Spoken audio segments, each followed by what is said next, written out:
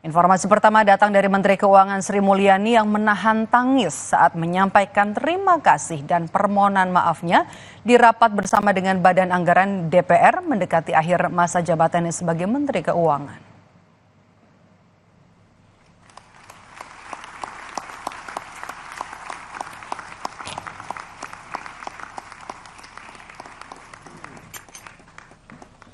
Sama dengan yang kita bahas di Komisi 11 atau tidak. Standing applause diberikan kepada Sri Mulyani di Badan Anggaran DPR usai menyampaikan kesan dan apa yang dialaminya selama bekerja sebagai Menteri Keuangan.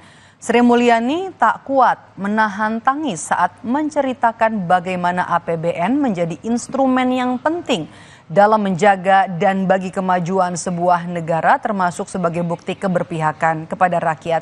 Sri Mulyani berharap dedikasi selama menjabat sebagai Menteri Keuangan menjadi sumbangsih bagi bangsa Indonesia.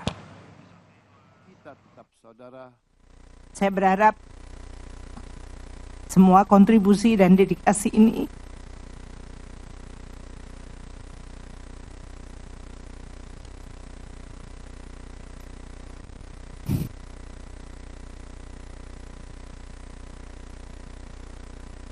telah bisa menyumbang untuk membangun Indonesia.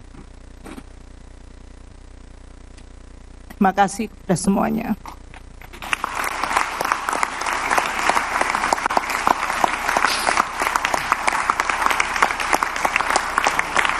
Terima kasih.